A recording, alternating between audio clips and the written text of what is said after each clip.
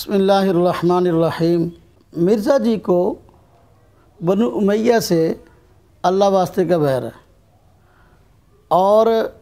آئے دن کوئی نہ کوئی بنو امیہ کے خلاف اس طرح کے سوچے چھوڑتے رہتے ہیں کہ جس سے دن بدن بنو امیہ کے بارے میں امت مسلمہ کا ذہن خراب ہو، اور اس سلسلے میں جھوٹ بولنے سے، تعریف کرنے سے، دھوکہ دینے سے باز نہیں آتے۔ آپ دیکھیں کہ مرزا جی نے یہ ایک جھوٹ کا پلندہ لکھا ہے جس کو ریسرچ پیپر کہتے ہیں، واقعہ کربلا کا حقیقی پس منظر 72 صحیح الاسناد احادیث کی روشنی میں۔ اس میں انہوں نے حدیث نمبر 13 کے تحت مستدرک حاکم کے حوالہ سے حدیث نقل کی ہے کہ جس میں حضرت طلحہ رضی اللہ تعالی عنہ کے قاتل کے متعلق بات ہوئی ہے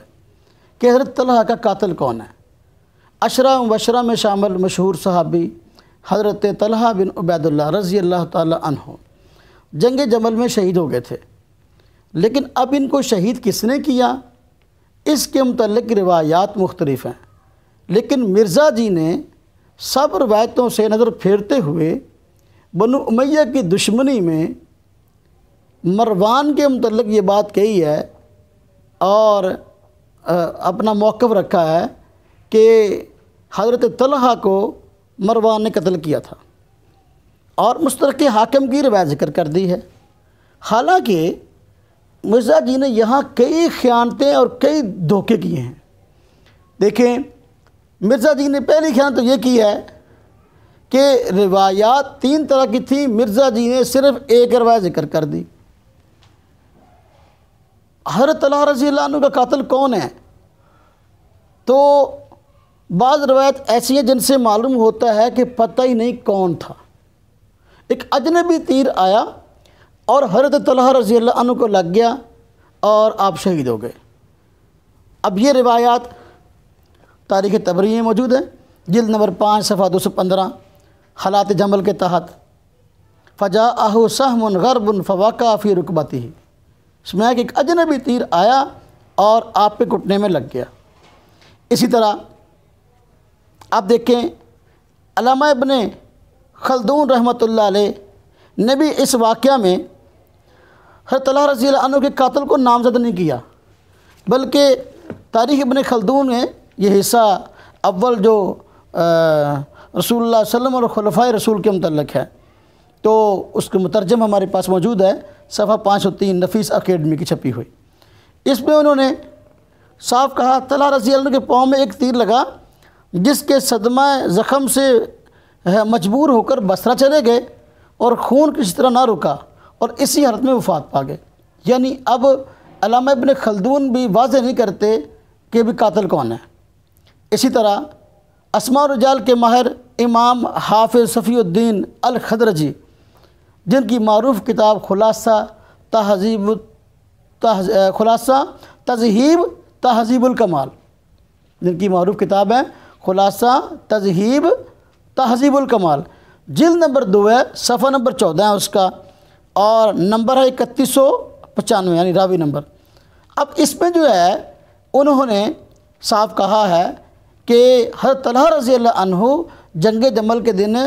36 ہجری میں شہید کیے گئے، قاتل کا نام انہوں نے بتایا۔ یعنی پہلی قسم کی روایت وہ ہیں جن میں قاتل کا نام ہی نہیں ہے، تو دوسری قسم کی روایت وہ ہیں جن سے معلوم ہوتا ہے کہ حضرت طلحہ رضی اللہ عنہ کا قاتل حضرت علی رضی اللہ تعالی عنہ کے لشکر میں کوئی آدمی تھا، اور اس پر دلیل خود مستدرک حاکم کی روایت موجود ہے۔ اب مرزا جی نے ایک روایت مستدرک حاکم کی لے لی جس میں مروان کا نام تھا، اب دوسری روایت جس میں حضرت طلحہ رضی اللہ عنہ کا بیٹا آیا حضرت علی رضی اللہ تعالیٰ عنہ کے پاس، حضرت علی رضی اللہ عنہ نے مرحبا کہا تو انہوں نے کہا کہ آپ امیر المومنین مجھے مرحبا کہتے ہیں جبکہ آپ نے میرے باپ کو قتل کر دیا ہے۔ حضرت علی نے قتل نہیں کیا تھا، چونکہ قاتل آپ کی جماعت میں آپ کے لشکر میں شامل تھا، اس لیے یہ بات کہی۔ تو اب حضرت علی رضی اللہ عنہ نے جواباً یہ نہیں کہا کہ ہمارے بندوں میں سے کسی نے قتل نہیں کیا، بلکہ حضرت علی رضی اللہ تعالی عنہ نے یہ ضرور کہا کہ بھائی بلکہ بیٹے نے یہ بھی کہا کہ آپ نے ہمارا مال بھی لے لیا. تو حضرت علی رضی اللہ عنہ نے یہ نہیں کہا بھی قاتل جو ہے وہ ہمارے بندوں میں کوئی نہیں ہے، بلکہ آپ نے یہ فرما دیا کہ مال بیت المال میں محفوظ ہے، تو آپ کل لائیں اور آ کر اپنا مال لے جائیں. جو یعنی حضرت طلحہ رضی اللہ تعالیٰ عنہ کے پاس مال موجود، جب شہید ہوئے تو مال بیت المال میں جمع کر دیا گیا تھا، فرمایا کل آئیں اور اس کو لے لیں. لیکن حضرت علی رضی اللہ عنہ نے اس بات کی تردید نہیں کی کہ ہمارے بندوں میں سے کوئی اس کا قاتل نہیں ہے. مرزا جی یہ عجیب خیانت ہے کہ مسترک حاکم کی ایک روایت کو لے لیا، حالانکہ دوسری روایت جو ہے مسترک حاکم میں موجود تھی، جہاں بحیث سربراہ حضرت طلحہ رضی اللہ عنہ کے بیٹے نے حضرت علی رضی اللہ عنہ کو اس کا ذمہ دار ٹھہرایا. مرزا جی اس روایت کو چھوڑ گئے، حالانکہ دونوں روایتیں ایک کتاب میں موجود ہیں. اب اس روایت کا میں نے حوالہ دیا، وہ المستدرک علی الصحیحین جلد نمبر 3 ہے، صفحہ 418 اور 19، کتاب التفسیر ہے اور تفسیر سورہ حجر، اور حدیث نمبر ہے 3406، تبع دار الحرمین للطباع والنشر. اب دیکھیں یہاں پر صراحتاً حضرت علی رضی اللہ تعالیٰ عنہ کے کسی بندے کا قاتل ہونا معلوم ہوتا ہے، مرزا جی سے روایت کو چھپا گئے. اور اسی طرح حضرت طلحہ رضی اللہ تعالیٰ عنہ نے حضرت علی رضی اللہ عنہ جب شہید ہو گئے تو حضرت علی رضی اللہ تعالیٰ عنہ نے اپنے ساتھیوں سے کہا کہ بھئی جس نے حضرت طلحہ کو شہید کیا اس کو دوزخ کی خوشخبری سنا دو. چنانچہ سیر اعلام النبلاء جلد نمبر 4 صفحہ 20 میں حضرت طلحہ بن عبید اللہ کے تذکرہ میں یہ بات موجود ہے کہ آپ نے فرمایا بشروا قاتل طلحہ بن نار، کہ بھئی طلحہ کے قاتل کو دوزخ کی خوشخبری سنا دو. اب چونکہ قاتل حضرت علی رضی اللہ عنہ کی جماعت میں تھا، اس لیے آپ نے فرمایا کہ اس کو دوزخ کی خوشخبری سنا دو. حضرت علی رضی اللہ عنہ حضرت طلحہ کے قتل پر راضی نہیں تھے، لیکن یہ کہ بندہ کوئی آپ کی جماعت کا تھا، آپ کے لشکر کا تھا. اسی طرح آپ دیکھیں مجمع الزوائد میں روایت موجود ہے کہ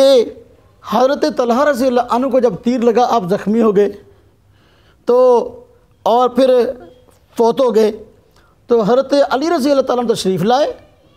سواری سے اترے، آپ کے چہرہ مبارک سے غبار کو صاف کیا اور آپ کے حق میں دعائیہ کلمات کہے، اور پھر کہا لیتنی مت قبل ھذا الیوم ب20 سنہ، کاش کہ میں اس دن سے 20 سال پہلے فوت ہو جاتا. اب آپ نے افسوس کیوں کیا؟ اس لیے کہ عشرہ مبشرہ کا صحابی حضرت طلحہ اس جنگ میں شہید ہو گیا، اور افسوس اسی بات پہ ہے کہ آپ کی جماعت کے بندوں میں سے کسی نے قتل کیا تھا. اسی طرح آپ دیکھیں یہ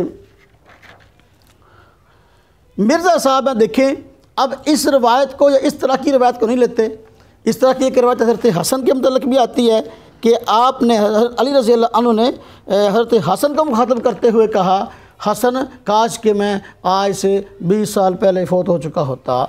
ہاں جی، یہ اپنا مجموعہ الزوائد جلد نمبر 9 صفحہ 148 حدیث نمبر 14824 ہے. ہاں جی، تو اس سے ہی معلوم ہوتا ہے کہ حضرت علی رضی اللہ تعالیٰ عنہ کو افسوس تھا حضرت طلحہ کے شہید ہونے پر، اور قاتل کوئی ان کے بندوں میں سے کوئی بندہ تھا. اگر کوئی بندہ جو ہے یہ کہے کہ نبی قاتل مروان ہے، ہم اس پر بات بعد میں کرتے ہیں. یہ دو طرح کی روایت ہو گئی، گویا کہ ایک طرح کی روایت وہ ہیں جن سے معلوم ہوتا ہے کہ وہ اجنبی تیر آیا اور حضرت طلحہ کو لگ گیا. دوسرا کی روایت وہ ہیں جن سے معلوم ہوتا ہے حضرت علی رضی اللہ عنہ کے لشکر کو بندہ تھا جس نے قتل کیا. اور تیسری طرح کی روایت وہ ہیں کہ جن میں مروان کا تذکرہ ہے، اور مروان کا تذکرہ بھی بعض روایت میں بصیغہ جزم ہے، بعض میں بصیغہ تمریز ہے، یعنی مجہول کا صیغہ لایا گیا. کہا گیا یقالو یزعمون قیلا. اب یہ جو الفاظ ہوتے ہیں یہ بتاتے ہیں کہ بھئی یہ بات متعین نہیں ہے، یہ بات متعین نہیں جو کہی جا رہی ہے. تو لہذا مرزا صاحب کا مروان کو حضرت طلحہ کا قاتل ڈکلیئر کرنا اور یہ کہنا کہ بھئی دو ٹوک لفظوں میں قاتل بنو امیہ ہیں اور مروانہ، یہ بات ٹھیک نہیں ہے. بلکہ یہ جو الفاظ ہیں مختلف روایات کے، یہ تو صیغہ مجہول سے ہیں. یہی وجہ ہے کہ علماء کرام نے بھی ایسی روایت پر، اہل سنت جماعت کو علماء کرام نے بھی جو ہے وہ عدم اطمینان کا اظہار کیا ہے۔ چنانچہ علامہ بدر الدین عینی رحمۃ اللہ علیہ شارح بخاری ہیں، وہ خود بخاری شریف کی شرح عمدۃ القاری میں فرماتے ہیں، جلد نمبر 1 صفحہ 644، کتاب الایمان باب الزکوٰۃ من الاسلام، حدیث نمبر 46 کے تحت کیا فرمایا انہوں نے؟ فرمایا کہ قتل یوم الجمل اتاہ سام لا یدری من براءہ واتہم بہ مروان، کہ فرمایا کہ حضرت طلحہ رضی اللہ عنہ جمل کے دن قتل کیے گئے، اور ایک تیر آیا پیچھے سے جو ان کو آ لگا، تو اس کی تہمت لگائی گئی مروان پر، تو مروان پر تو اس کی تہمت ہے، محدثین فرماتے ہیں، جبکہ مرزا جی اس تہمت کو سچ بنا کر پیش کر رہے ہیں۔ اسی طرح آپ دیکھیں علامہ ابن کثیر رحمۃ اللہ نے فرمایا کہ اسی حقیقت کو بیان کرتے ہوئے فرمایا وَهَذَا عِنْدِي اقرب وَإِنْ كَانَ الْأَوَّلُ مشہور، یعنی کسی اجنبی آدمی کے تیر سے وہ فوت ہوئے ہیں، یہ بات زیادہ درست ہے، لیکن اگرچہ بات مشہور ہوگی کہ مروان نے قتل کیا، کسی بات کا مشہور ہونا الگ بات ہے، اس بات کا صحیح ہونا الگ بات ہے۔ اب مرزا جی اس پہ فرق کیوں نہیں کرتے؟ البدایہ والنہایہ جلد نمبر 7 صفحہ 247 میں علامہ ابن کثیر رحمۃ اللہ علیہ نے یہ بات فرمائی ہے۔ لیکن مرزا جی آپ دیکھیں کہ روایات 3 طرح کی آئی، 3 طرح کی روایات میں مرزا جی نے مروان کو پکڑ لیا، باقی روایات چھوڑ دی۔ حالانکہ اگر ہم دیکھیں تو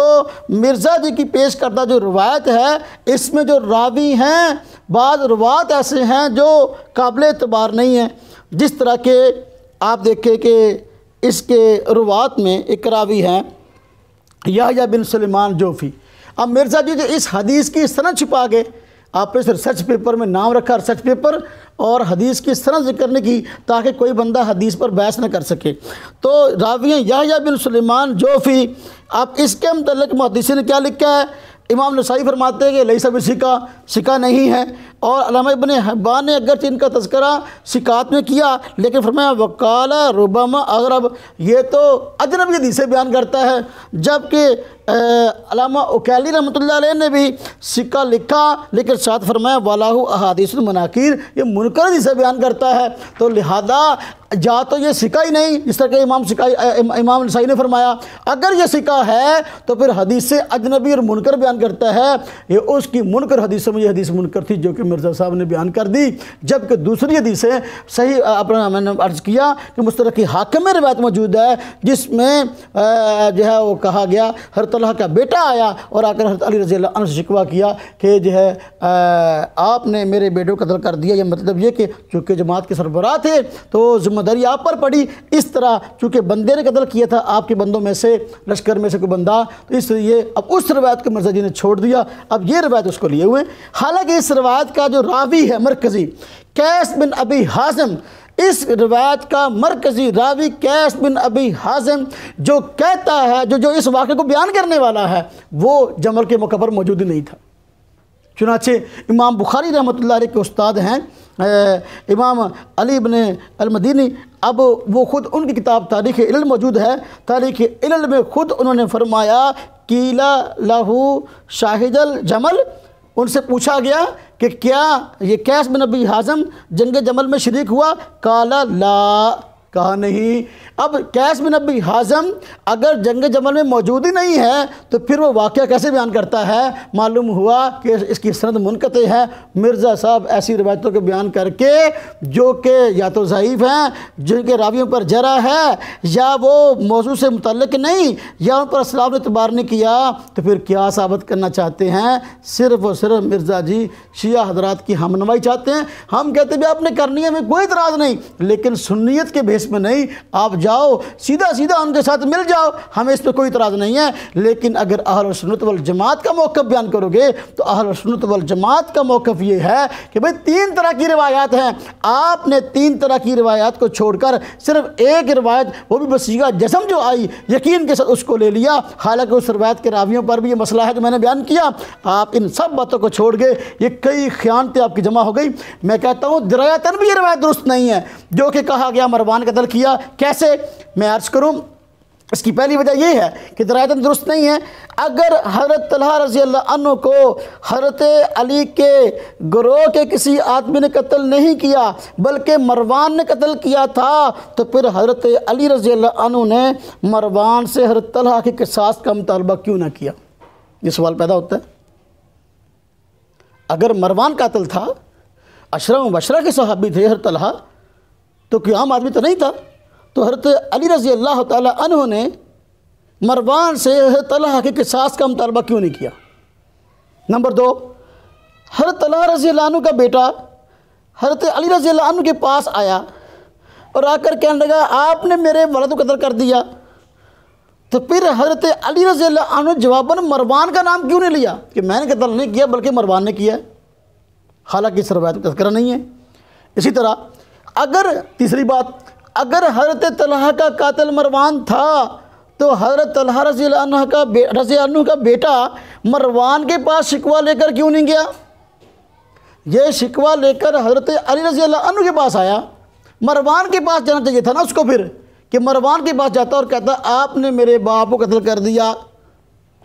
مروان کے پاس نہیں گیا۔ اس سے بھی یہ بات ثابت ہوئی کہ بھئی درایتاً یہ روایت درست نہیں ہے۔ اگر واقعی مروان قاتل ہوتا تو بیٹا قصاص لینے کے لیے، اولاد قصاص لینے کے لیے یا مطالبے کے لیے کہ بھئی آپ قاتل ہیں کٹہرے میں لانے کے لیے مروان کے پاس جاتے، مروان کے خلاف آواز اٹھاتے۔ آپ کوئی ایسی روایت پیش کر دیں کہ حضرت طلحہ کی اولاد مروان کے خلاف کھڑی ہوئی ہو اور انہوں نے جو ہے وہ مطالبہ کیا ہو کہ ہمارے باپ کا قاتل ہے لہذا ہمیں اسے قصاص دلواؤ، جبکہ ایسی بات ثابت نہیں ہے۔ تو اب یہ مرزا جی دیکھیں خیانتوں پر خیانتیں کر رہے ہیں۔ پھر دیکھیں مرزا جی نے مصنف ابن ابی شیبہ کا حوالہ دیا کہ حضرت علی المرتضیٰ رضی اللہ تعالی عنہ نے فرمایا کہ بھئی ہم تو آپس میں بھائی ہیں، ہمارے متعلق تو قرآن کریم کی آیت موجود ہے وَنَزَعْنَا مَا فِي صُدُورِهِم مِّن غِلٍّ، بھئی قیامت کے دن بھی ہم تو بھائی بھائیوں کی طرح تختوں پر آپس میں بیٹھے ہوں گے، ہماری آپس کی تھوڑی بہت جو ناراضگی وہ ختم ہو جائے گی۔ اب یہ روایت مرزا صاحب نے واقعہ کربلا کا حقیقی پس منظر حدیث نمبر 13 کے تحت ذکر کی صفحہ 5 پر، حالانکہ یہ روایت یہاں مختصر ہے، تفصیلی روایت تو وہاں مشترک حاکم میں موجود تھی جو میں نے ذکر کی ہے، جس میں حضرت طلحہ کا بیٹا آیا اور حضرت علی رضی اللہ عنہ کو آ کر عرض کیا کہ آپ نے میرے باپ کو قتل کر دیا اور ہمارا مال بھی لے لیا۔ اب اس روایت کے اینڈ میں حضرت علی رضی اللہ فرمایا دیکھو بھائی جو ہے ہم تو آپس میں بھائیوں کی طرح ہیں، قیامت کے دن جو ہے ہماری تو یہ ساری کی ساری جو ہے وہ ناراضی ختم ہو جائے گی، اللہ پاک جنت میں ہم سب کو اکٹھا کر دے گا۔ تو یہ روایت جو آدھی تھی مصنف ابن شیبہ میں مرزا نے وہ ذکر کر دی، حالانکہ اگر تو نے ایک حدیث مشترک حاکم سے لی ہے دوسری بھی وہاں سے لے، بددیانتی کرتے ہوئے مرزا صاحب نے وہ روایت وہاں سے نہیں لی۔ تو یہ دھوکے پر دھوکہ، دجل پر دجل مرزا صاحب کر رہے ہیں۔ اب کس بات کے متعلق ہم مرزا صاحب کو کہیں کہ بھئی کچھ حیا کرو، اگر آپ نے دین بیان کرنا ہے لوگوں کے سامنے، ویڈیو کے سامنے، تو پھر پوری بات کرو۔ خیر خلاصہ یہ ہے کہ حضرت طلحہ رضی اللہ عنہ عشرہ مبشرہ میں سے ہیں اور مشہور صحابی رسول ہیں، بہت بڑا مقام ہے ان کا، لیکن ان کا قاتل کون تھا اس کے متعلق روایات مختلف ہیں۔ تو مشہور روایات یہی ہیں کہ بھئی اپنا جس طرح کہ مروان نے قتل کیا، لیکن یہ کہ وہ بھی یا تو روایت صحیح نہیں ہے یا جب صیغہ تمریز کہا گیا اور اپنا کہہ لیں محدثین نے ان کو اس طرح قبول نہیں کیا، یا پھر روایت وہ ہیں جن سے معلوم ہوتا ہے کسی اجنبی نے قتل کیا، تو مرزا جی ساری روایتوں کو چھوڑ کر صرف ایک طرح کی روایتیں لے لیتے ہیں۔ یہ بہت بڑا دھوکہ اور بہت بڑا دجل ہے۔ اگر مرزا صاحب میں علم تھا تو وہ ساری روایتیں لے کر اپنے علم کی روشنی میں ترجیحات بیان کرتے، پھر ہم دیکھتے بھئی کتنا کہ علم ہے ان کے پاس، جبکہ ایسی کوئی بات ان کے پاس نہیں ہے۔ تو دھوکے پر دھوکہ دیتے رہتے ہیں، جب کہ ہم کہتے ہیں بھی دیکھو ایک بندہ دین کا مبلغ ہے اور دوسرے لوگوں کے متعلق کہتا ہے فلاں جھوٹ بول گیا، فلاں خیانت کر گیا، فلاں تعریف کر گیا، جبکہ اپنا وتیرہ یہ ہے کہ وہ جھوٹ اور خیانت کے بغیر آگے چلتے ہی نہیں ہیں۔ اللہ تبارک تعالیٰ اصلاح فرمائے۔